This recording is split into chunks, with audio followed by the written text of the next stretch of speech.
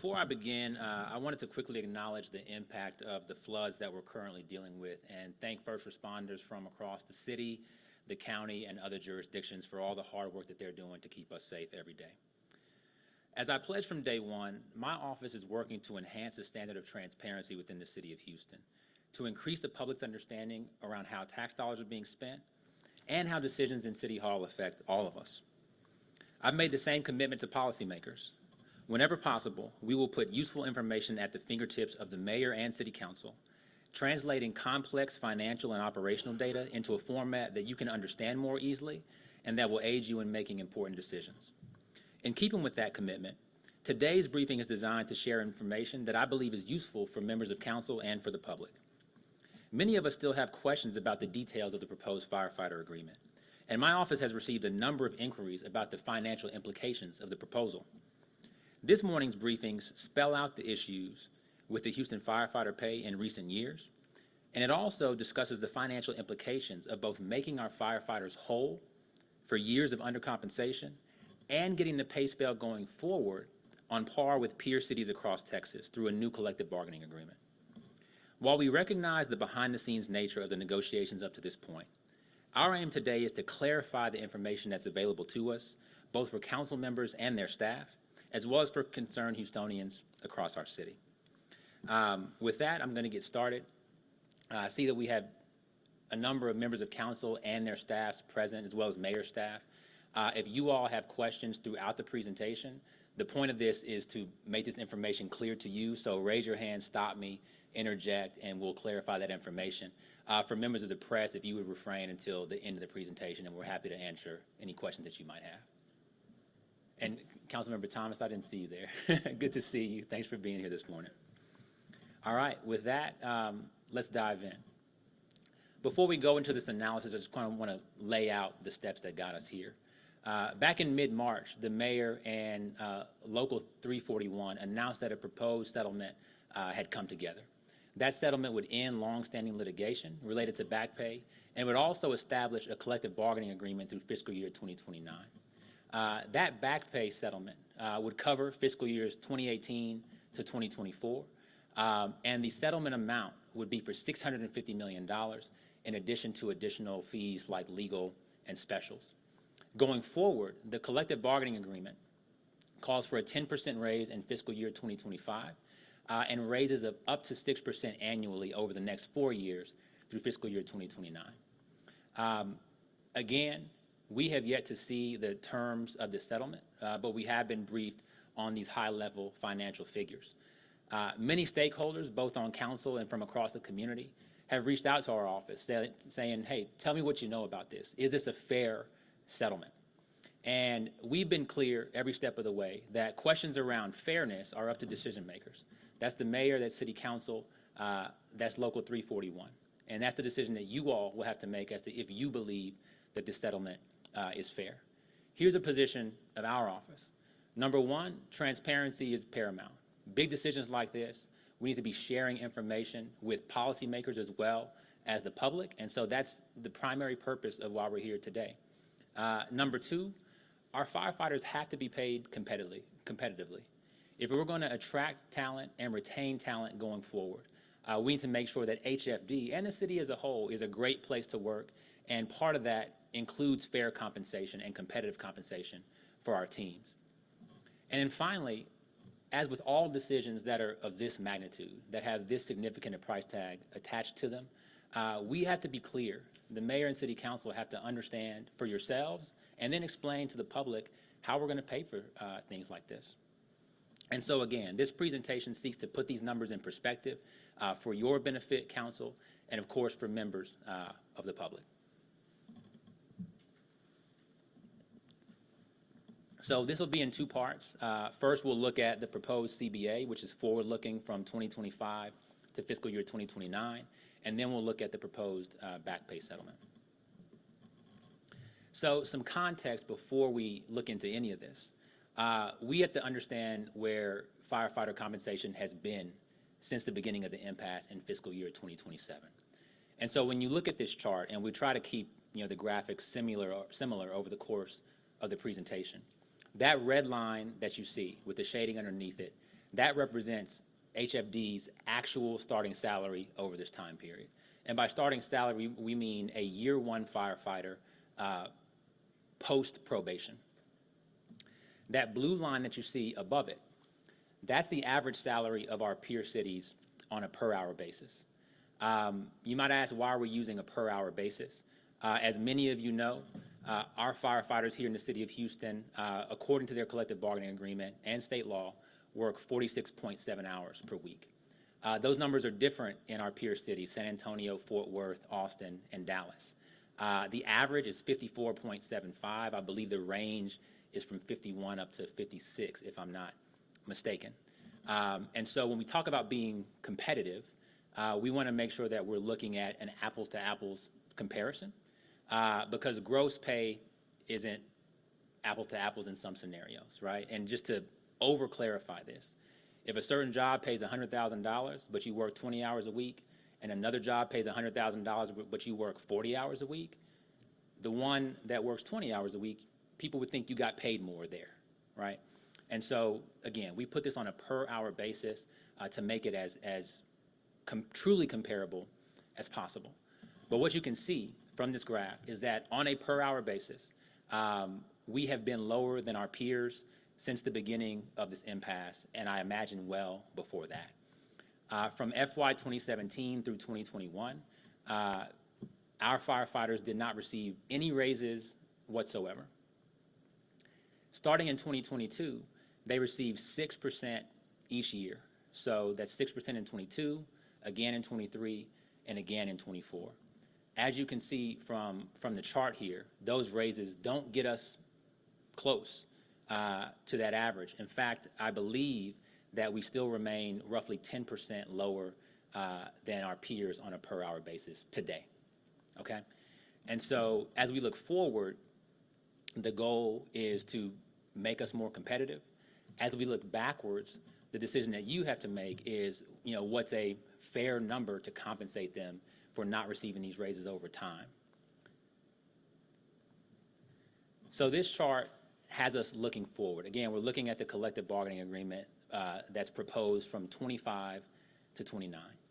As you can see, the red line of the starting salary for firefighters remains at the beginning lower than its peers.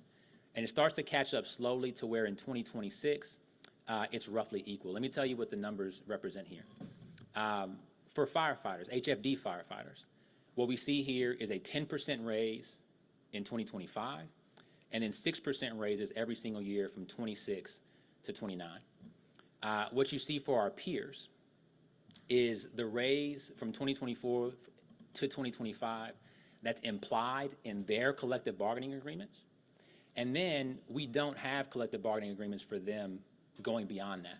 So what we looked at was the 5-year average of raises over that time period in our competitive set. The average is about 3%. And so what you'll see in that dotted blue line from 2025 out to 2029 is an assumption of a 3% raise for those years for our peer set. So what you see again,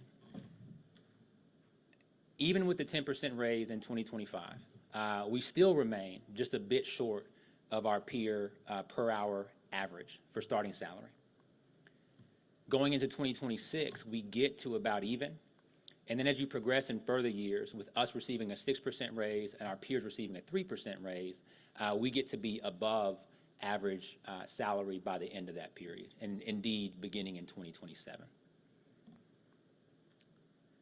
I'll pause there. Any questions about collective bargaining agreement and the going forward raises? Councilmember Pollard. So on this particular slide, where would the starting salary, the actual value amount be for 2029? Sure. So that is a great question. I know that in 2024, we're looking at about 51.8. I'm sad to say I don't have the 2029 figure right in front of me. As you can see from the chart, it's in the ballpark of about $72,000. Obviously, we can get you that specific number here. But what you're starting at that 51.8 figure, which is the actual today, and you raise that 10% and then raise that 6% 4 more times.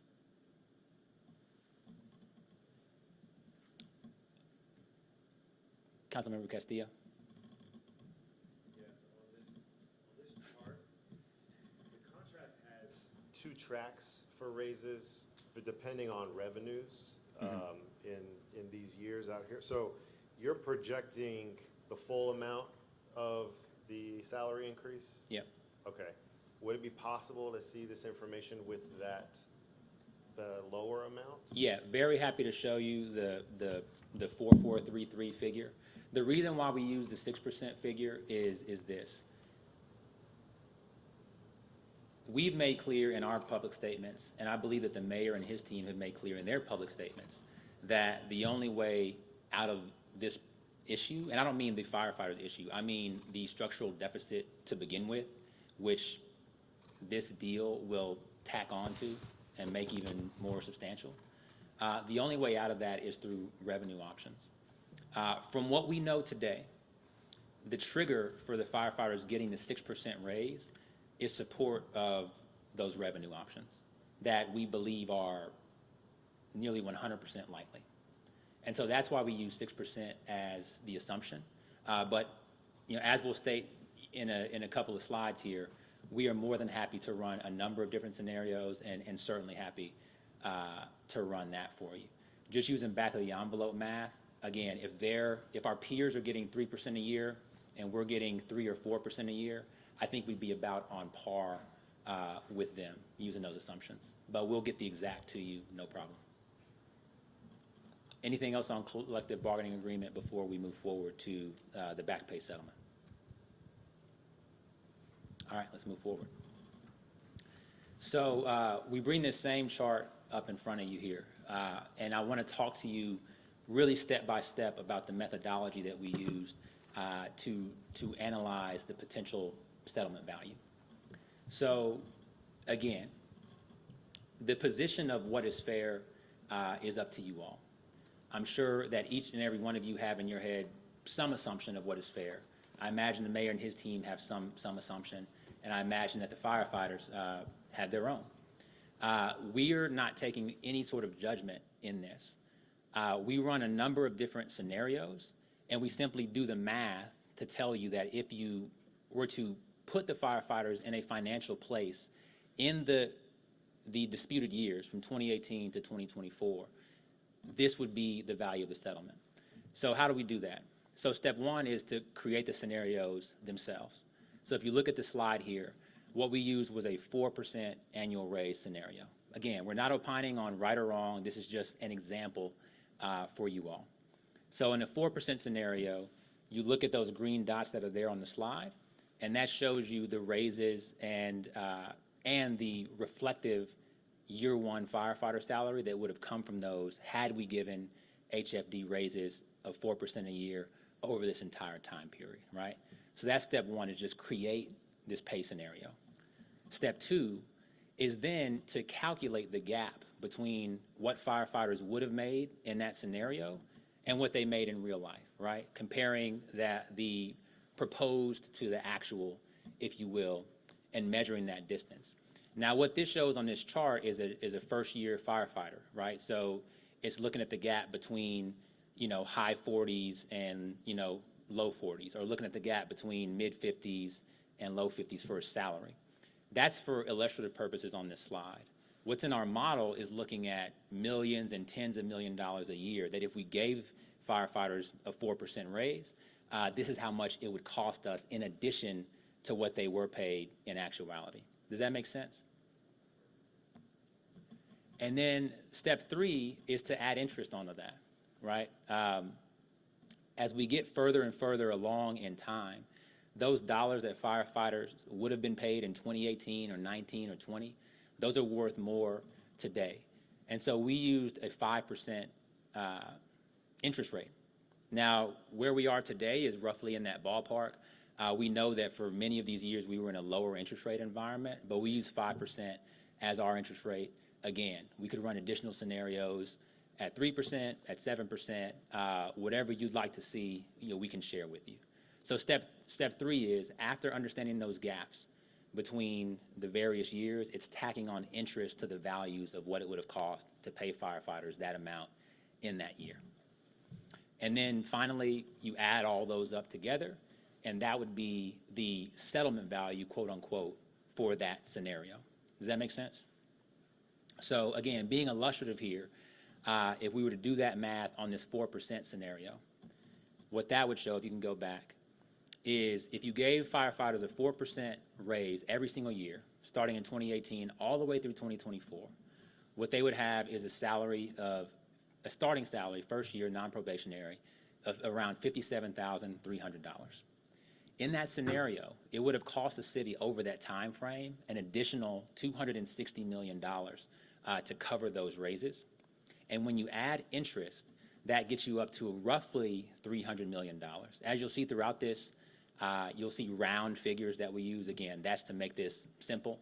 Our model has exact figures, but the ranges are important. So what does $300 million mean for the firefighters? Well, for roughly 4,000, a little bit more than 4,000 firefighters, that's $65,000 to $75,000 per firefighter. And if you look at that on an annual basis, that would be somewhere between $9,000 and $11,000 per firefighter per disputed year in this scenario. And so I apologize for over-explaining this, but again, the point is to make it clear so that you understand the methodology that we're using for these scenarios. And I think I got head nods from the folks in the room. So let's move forward. So what are the scenarios that we looked at? I want to reiterate and I'm going to continue to reiterate, there are infinite number of scenarios that you could run for this. As we mentioned in our notes, our thoughts are around competitive salary for HFD firefighters. And so the scenarios that we ran emulate competition, competitive salary for HFD firefighters and some of their peers. And so what are those scenarios? The first one is, had we made HFD firefighters pay equal to the average of other major city fire departments on a per hour basis the entire time frame. So going back to that slide that you saw before, you had the red line and the blue line. If we had given them that blue line the whole time, that's scenario one. Scenario two is related to that, but it's a little bit different.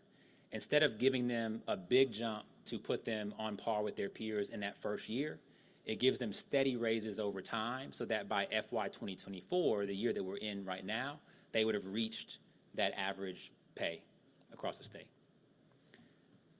Scenario three compares us to ourselves. So this looks at the percentage raises that HPD police officers received over this time frame. And it says, what if we had given HFD firefighters that exact same raise from 2018 to 2024? And similarly, scenario four relates to other city employees. Other city employees, of course, as you know, are represented by the Hope Union, Local 123, and the raise that they negotiated and received over the course of fiscal year 18 to 2024 is what's reflected in scenario four. And then finally, for illustrative purposes, we look at two additional scenarios. One is $650 million. We know that that's the proposed settlement, and so we're showing with the same math that we're showing for all the other scenarios, like what that looks like on paper for firefighter compensation. And then we also used a $1.2 billion scenario. So where does that come from? As we've heard public commentary from the mayor, from city legal, and from HFD about this settlement, $1.2 billion was routinely thrown out there as the potential liability that the city could face. And so we ran that scenario as well to demonstrate what firefighter pay over that period would have had to be to reflect a $1.2 billion settlement. I'm going to repeat for the 10th time. These scenarios are not exhaustive. They're not intended to be. In fact, and I'll show you this at the end of the presentation, we created a website that we'll give you the address to at the end of this presentation, where you can go and not only see these 6 scenarios, but create your own scenarios and then see what that settlement value would be. So you can decide for yourself in the privacy of your desktop what's fair to you, and it'll tell you what the settlement value is for that set of raises on either a percentage basis or a dollar basis. Yes, council member. And when you're going over your scenarios, all of it will be based on base pay or pay per hour, but nothing will be included for incentives or any possible overtime. Is that correct? So, so this looks at overall compensation for firefighters during that time period. And so, given that we know what overtime hours were in those years, you can solve for that as well. It also includes assumptions around pension contributions during those time periods. Now, I know that the way the settlement is structured, it's an overtime pay settlement for a number of reasons, but we look at overall pay and how much that would have been in these various scenarios. There are two things that are key to the current proposed settlement that are not in here at all. That's those special payments, and that's the legal fees. What would the special payments be? I think what's been discussed is in the realm of 5 to 10 million for this settlement. Again, we're not going into the complexities of that. I think that's ultimately a number that that you all are going to agree to, that from a magnitude perspective doesn't necessarily come close to the value of the larger settlement as a whole. Okay, makes sense. All right. Yes. Thank you much. I really like the scenario 1, 2, and 3, particularly starting from just the consistent increase over time, right? And where we would put on par, and looking at scenario 2 with the $270 million settlement. That's something that we could do today, correct? Well, you're jumping ahead on me, I Councilmember. know I am, because I'm excited about it. And so, but when you get there, I really would like for you to tease out the comparison that we've been talking about in terms of our peer cities for scenario 2 and the way that you've illustrated that. And Okay. then on the dashboard that you're creating, is it an opportunity for us to layer with the incentives on this? Because this, based on what you're saying, it's a baseline just on overall compensation.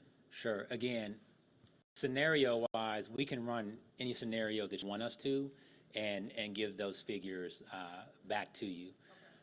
I don't think it's going to be that impactful when we talk about, $10 million in specials. Obviously, $10 million is a lot of money, but it'll be this number plus 10 million, right? And I think y'all are more than capable of doing that math. But we want to be as flexible and open as possible here. And so whatever scenarios you would like us to run, we're more than happy to do that.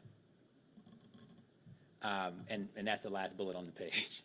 If you have other things in mind that are not covered here and not covered on the website that we share with you, run them by us. And we're happy to put those into the model and tell you what the model spits out. All right, so now jumping to scenario 1. As I described, this is looking at what salaries are on a per hour basis across our major city peer set and making HFD pay equal to them over the entire disputed period from fiscal year 2018 to 2024. If we were to go through that scenario, then we would reach our peer average in 2024 of $57,700 as our year 1 non-probationary starting salary.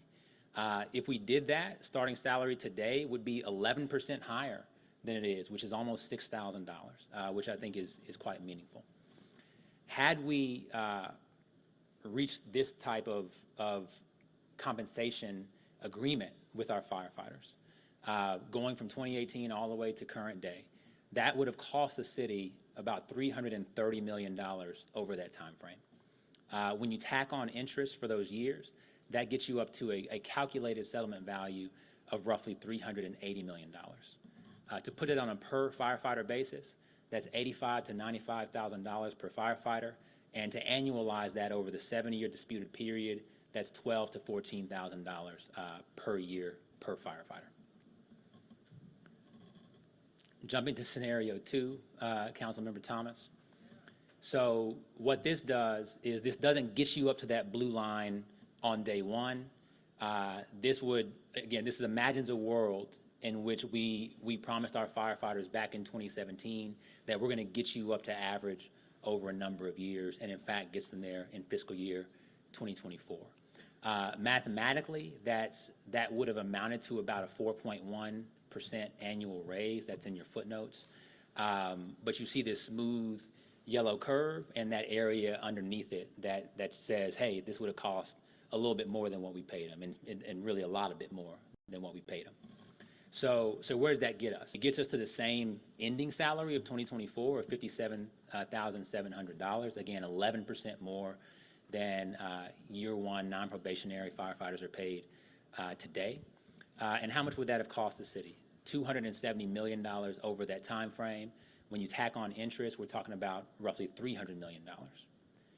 Per firefighter basis, $70,000 to $80,000 per firefighter. And again, if you annualize that, that's $10,000 to $11,000 per firefighter per disputed year within this impasse that we find ourselves in. Scenario 3. So this looks at the actual raises that HPD received in their collective bargaining agreement over this time period, and it gives those exact same percentage raises to our firefighters. As you can see, this is not as smooth of a curve. The average over this year that police officers received is a 3.5% annual raise. It wasn't 3.5% every single year. It was sometimes higher than that, sometimes lower than that, but that's where we averaged out. Had HFD gotten those same exact raises over this 7-year time frame, where they would end up is with a starting salary today of $55,300. That's roughly 7% or $3,500 more than the current HFD starting salary. And so you can see that what HPD received over this time is noticeably more than what HFD received. Had we, yes. Can I jump in here? I'm used to just hitting the mic in my seat. So with scenario 3, and I'm really looking at the the settlement portion, and when we look at our historically high fund balance, and when we look at our general fund, this is something that we could absorb today without absorbing additional debt for 30 years. Would that be accurate? That would be an option that you would have. Yeah, I mean, right, because for me, the tension and the upset is putting the city in a 30-plus year debt obligation, when if we have this scenario where we can, one, bring our firefighters up to scale, put them on track, right? Also acknowledge a settlement, pay them out, and because we have such a high fund balance, then that may put us in a position not to offer Houstonians fees and property tax increases, right? So I really like scenario 3, and I would like if your office can add to the language around the fund balance and the general fund as the mechanisms to pay for this versus bonding out. Sure. So we can calculate that if we paid this in cash, next month, what that would do to fund balance. I'll tell you that in my role as watchdog and looking out for the fiscal sustainability of the city, we know that even before we consider this settlement, that we are facing a structural deficit going into next year, right? We're projecting north of $400 million, still a record fund balance for us. 260 brings us down to the $200 million range. And when we're thinking about a structural deficit of $160 to $200 million, which is what we're projecting even before HFD, then you see that we run out of money really quickly. And so it is an option. It is something that we can lay out for you. However, that would definitely increase the urgency of the other financial decisions that we would need to make to erase our structural deficit going forward. So I'll leave that there. It's an option. I wouldn't necessarily say it's the option that I would jump in with 2 feet, but it's worthy of consideration. Yes, Councilmember Pollard. To follow up on Councilmember Thomas's point, she spoke about if we were to use the fund balance to pay the entire 260, but there could be advisement around using the fund balance to just pay for a portion. And we're just going off hypotheticals with Sure. scenario 3.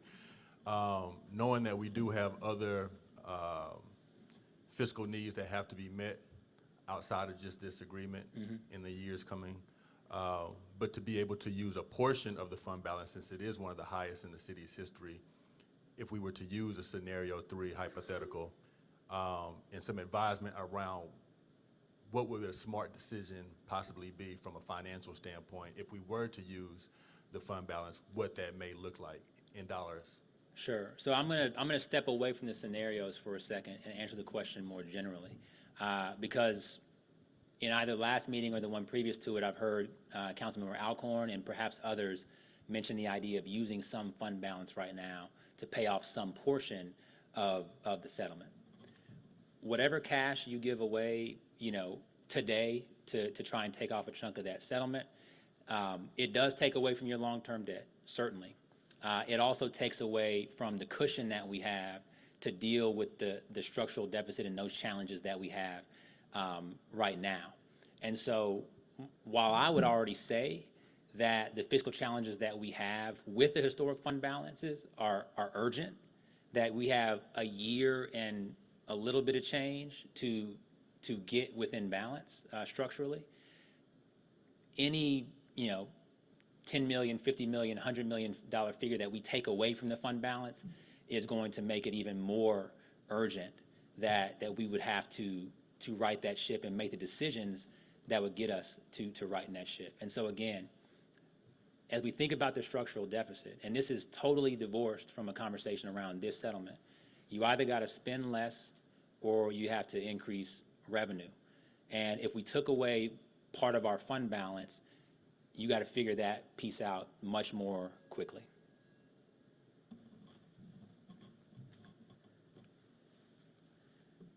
Moving forward to scenario 4.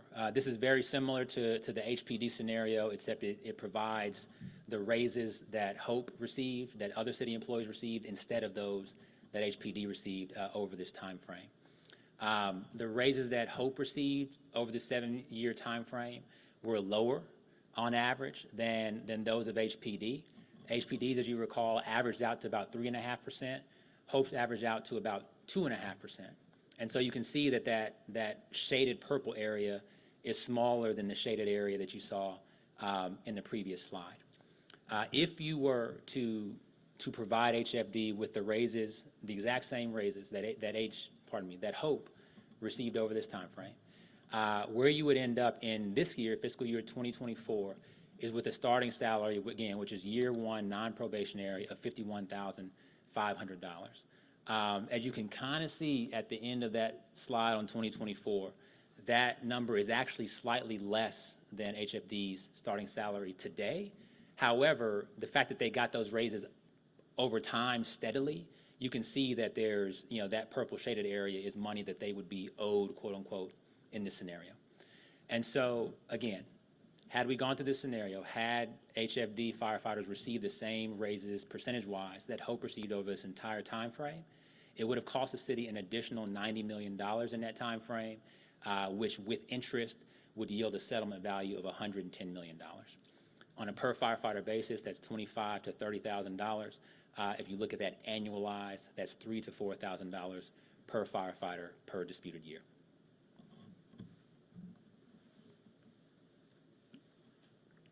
So again, scenarios 5 and 6, these place a dollar amount on the settlement and then work backward to display to you what that would mean for individual firefighter salaries.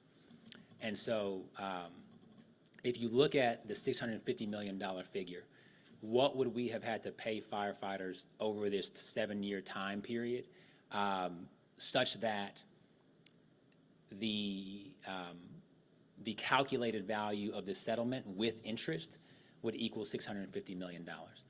That's what you see in kind of this ugly green-brown shaded area here. What this looks like is that in 2018, firefighters would have received a 31% raise, and then they would get that same salary flat for a number of years up to 2024.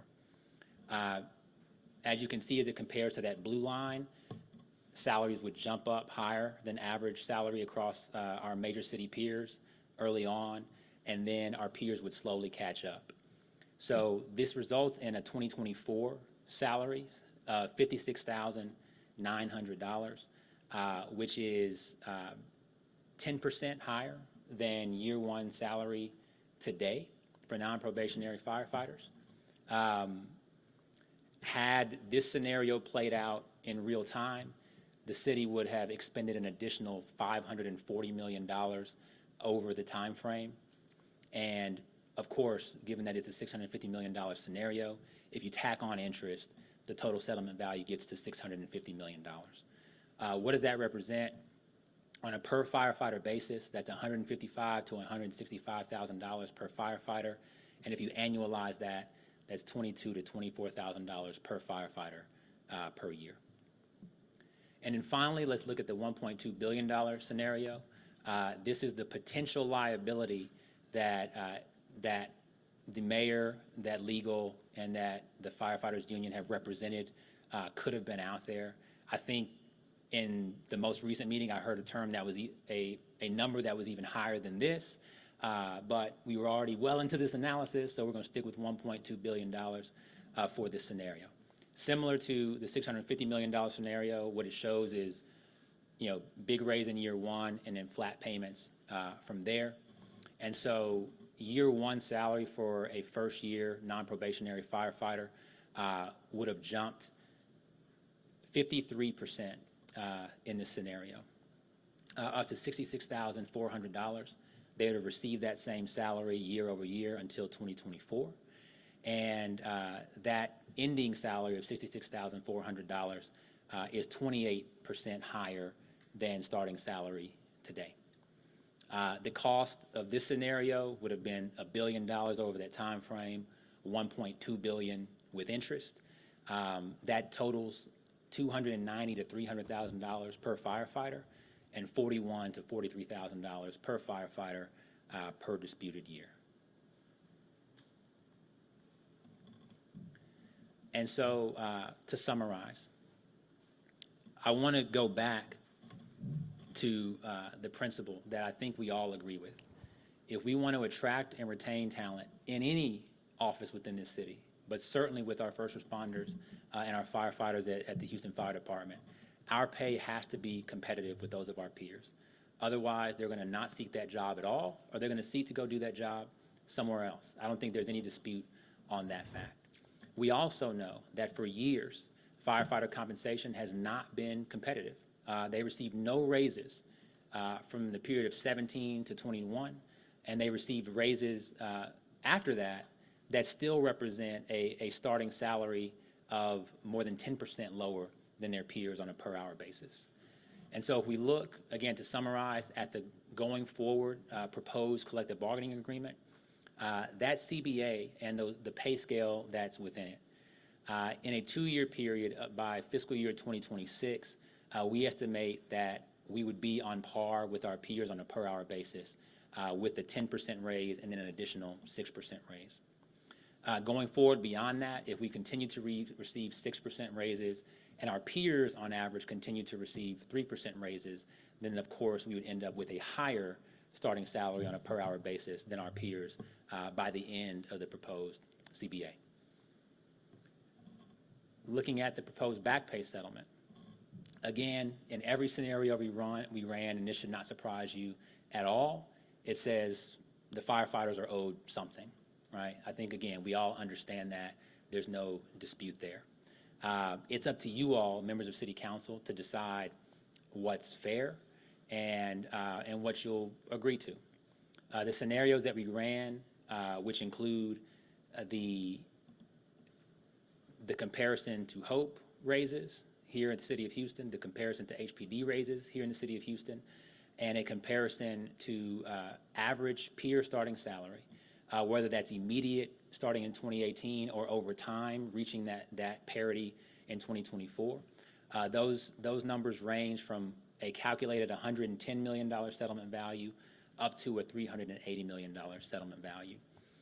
For those backsolve scenarios of $650 million and $1.2 billion, those scenarios show what would be a higher average compensation for our firefighters throughout that time frame. I'll reiterate for the 11th time, these are not an exhaustive set of scenarios. We'll share our website in just a moment that will allow you to look at percentage raises over time that you can choose and dollar raises over time that you can choose. And then if what you're looking for isn't there, then we're happy to run additional scenarios for you, on a custom and ad hoc basis and it shouldn't take very long to churn those out. Councilmember Pollard? First, I want to thank you for your presentation. I think you laid everything out very well. I know you don't want to speak to a fairness argument, but from a feasible argument on an outlook on what the city can afford based on the scenarios that you have run. Tell us your thoughts on how we as council members should be able to make informed decisions and be able to talk to the public about what these numbers mean from a pay standpoint, what we can afford. Sure. So I got to be crystal clear. Before we give the firefighters an additional nickel, we're already upside down from a structural standpoint. And so what we can afford today is we cannot afford our current set of services that we provide to the city of Houston without either bringing down the cost of them or increasing revenues to reflect that cost. Our commitment from the controller's office is to offer ideas about how we can be more efficient, and also to evaluate options, not with a values lens, but just sharing the numbers of if you pursue this option, this is what that'll get you. And that's what we showed here today, right? And so again, before we even talk about firefighters, we're already looking at a deficit next year of projected $160 million to $200 million. Now, the proposed budget will be released very, very soon.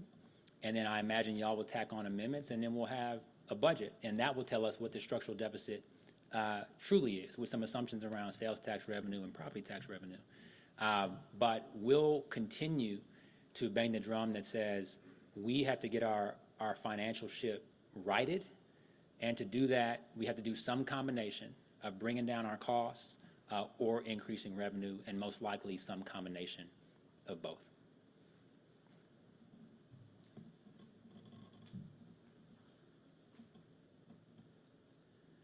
So I don't see any additional questions from council members or staff, but before we move to potential press questions, are there any additional questions from council members or staff?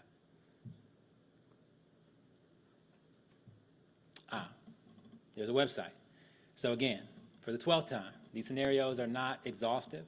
If you visit this website behind me, hcontroller.com/fire, then you can see these scenarios again and read more detail. I know we moved through them with a bit of haste today, trying to be mindful of your time, but you can go and review these scenarios that we covered. You can also review additional scenarios that you choose for yourself and see the financial implications of those. hcontroller.com/fire, and we will seek to move that same content onto city websites as soon as possible and have it there for you. One more time, if you have additional scenarios that you'd like to look at, we're happy to run those for you and share those figures with you. Our commitment is to continue to work with you all, to continue to work with the mayor, city council, and other stakeholders to put the city of Houston on a pathway to fiscal sustainability, plain and simple. That's not an easy task, but my office is going to do its part to make sure that you all as policymakers are working with the same set of facts as one another. With budget deliberations approaching, that need grows more urgent by the day. And so let me close by thanking you all who joined us today. Councilmember Jackson, I see you were able to step in, so good to see you. By being here, each of us is demonstrating our commitment to increasing transparency in city government, and I believe that deserves recognition. I know that a number of other council members couldn't make it today, and so again, we are open and happy to make this same presentation to them personally and to share any details of it that might be asked. And so again, thank you, and I'll now be happy to take any questions from the media. Thank you, Comptroller. Really quickly, so who are the peer cities you use to calculate the Texas average? Austin, Fort Worth, Dallas, and San Antonio. Got it. Thank you. Any other questions for the controller? All right, thank y'all so much.